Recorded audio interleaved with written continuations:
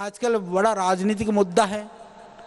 ये आदिवासी है, वनवासी है, दलित है, वाल्मीकि है, ये पिछड़ा है, अति पिछड़ा है, ये अगड़ा है, ये बड़ा बबला है। पतंजलि योगपीठ के अंदर सब भारत माँ के पुत्र और पुत्रियां हैं, उसके आगे यहाँ पर कुछ होता नहीं। उसे हम पूछते भी नहीं, हम करते ना। हमारे यहाँ काम करने वालों को हम पूछते हैं ना, हमारे आने वालों को पूछते हैं ना, खाने वालों को पूछते हैं ना, ठहराने वालों को पूछते हैं, हम कुछ नहीं पूछते हैं। यदि आप प्राचीन काल की बात करोगे, मैं 2-3 बात बता देता हूँ, क्योंकि बात है किसानी की, वहीं से शुरू करूंगा। हमारे यहाँ ये सबके लिए है, जो वास्तविकता है। हमारे इतिहास और अतीत का बोध हमको होना चाहिए। हम बात करते हैं ना, ये जातिवादी व्यवस्था, वर्णवादी व्यवस्था, मनुवादी व्यवस्था, ये दरअसल सब भ्रम में है।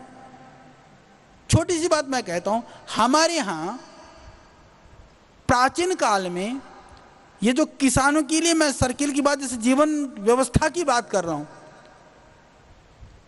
हमारे प्राचीन काल में वर्ण और आश्रम की व्यवस्था थी। वर्ण क्या है? ब्राह्मण, वैश्य, क्षत्रिय और शूद्र के रूप में। आश्रम क्या है? ब्रह्मचर्य आश्रम, गृहस्थाश्रम, वानप्रस्थाश्रम और संन्यास आश्रम।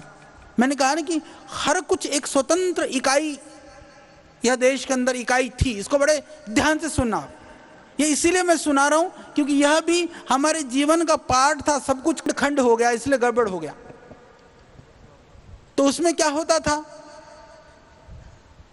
कि मनुष्य को पहले संयम से रहना है, फिर गृहस्थाश्रम में रहकर के गृहस्थ का पालन करना है, फिर वानप्रस्थ में घर से बाहर रह करके रिटायरमेंट के लगभग जीवन, अभी तो 60 साल कर दी सरकार ने, तब प्राचीन काल के ऋषियों ने 50 ही माना था, क्योंकि तब तक आदमी को अनुभव और एक्सपीरियंस होता है।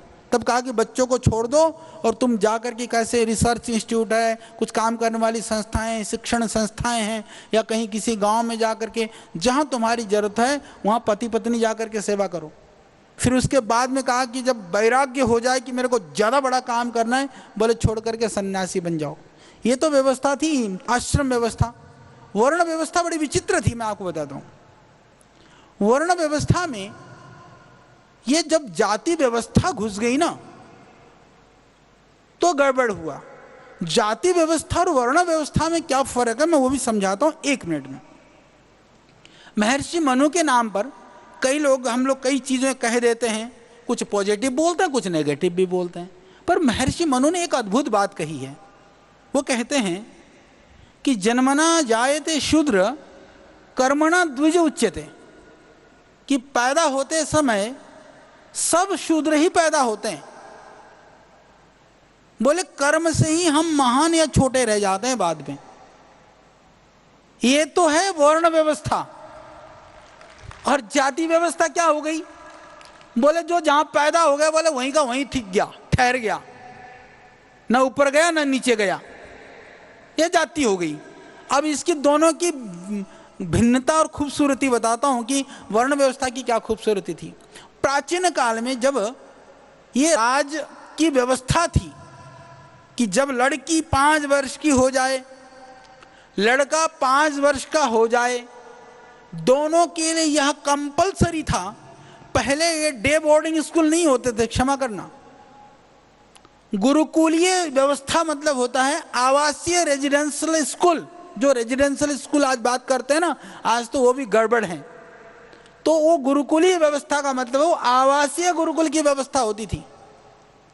तो उसमें क्या करना, 5 साल की लड़की को गुरुकुल में भेज दिया लड़कियों वाले में, 5 साल के लड़के को लड़कों वालों में भेज दिया।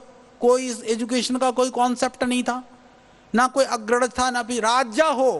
और मजेदार बात, कोई राजा हो या प्रजा रंक हो, कोई ब्राह्मण हो या वो आदिवासी, वनवासी और बिल्कुल दलित जो भी है, दोनों के बच्चे समान परिवेश में, समान अधिकार में, समान व्यवस्थाओं में एक साथ उनको रह करके पढ़ना पड़ता था।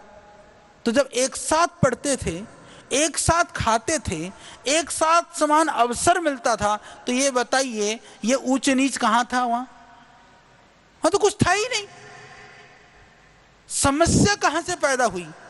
जब हमको समान अवसर मिलने बंद हो गए। वो कैसे बंद हो गए ये भी बताऊंगा। तो एक साथ खाते थे, वहां फिर समान अवसर देने के बाद में जो बहुत बुद्धिशाली हो, जिसको बहुत कार्यों में जिसका दिमाग अच्छा, साइंटिस्ट टाइप दिमाग वाला समझ लो, अच्छे अध्यापक वाला दिमाग समझिए आप, उसको माना गया ये बोले ये उच्च कोटि का है, यानी उच्च मतलब उसको कहा ब्राह्मण है। तो और जो दिमाग से भी ठीक था और शारीरिक रूप से मजबूत था, जो एडमिनिस्ट्रेशन के हिसाब से दिखा कि ये फिटफाट रहेगा, बोले ये क्षत्रिय कोटि का है, यानी ये रक्षा सुरक्षा एडमिनिस्ट्रेशन ये चलाने लायक है। तीसरा वो था कि जो थोड़ा सा भोजन खान पान आनंद से आ जाए और बिल्कुल बोले व्यवस्था खेती बाड़ी व्यापार इसमें बड़ा जिसका मन लगता हो, बोले ये वैश्य कोटि का है। फिर चौथा रह गया क्षत्रिय बड़े बड़े कामों में लगेगा, उसके लिए जो सहयोग का काम है उनको सहयोगी के कर्म के रूप में उनको लिया गया। बड़े कार्यों के लिए किसको चयन किया गया? वहां पर ब्राह्मण का भी था, क्षत्रिय का भी था, वैश्य का भी था, शूद्र का भी था, किसी का भी बच्चा हो सकता है। वो कर्म के स्तर पर यदि ब्राह्मण था तो ब्राह्मण बन गया, कर्म के स्तर पर क्षत्रिय था तो क्षत्रिय बन गया, तो जो वैश्य था तो वैश्य बन गया। हो सकता है किसी ब्राह्मण का लड़का आया जिसकी बुद्धि बिल्कुल नहीं चलती है तो वो शूद्र में भी चला गया, बदल गया, वो ट्रांसफर हो गया उसी टाइम पर, वो ब्राह्मण भी शूद्र हो गया, शूद्र भी ब्राह्मण हो गया।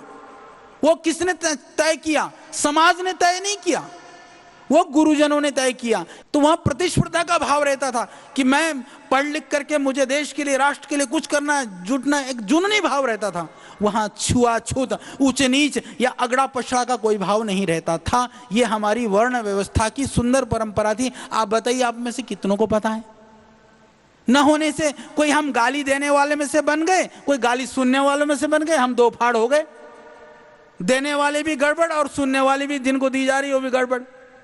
हमको ये समझना होगा कि मैंने इस बात को इसलिए कही कि मूल रूप में हम थे क्या।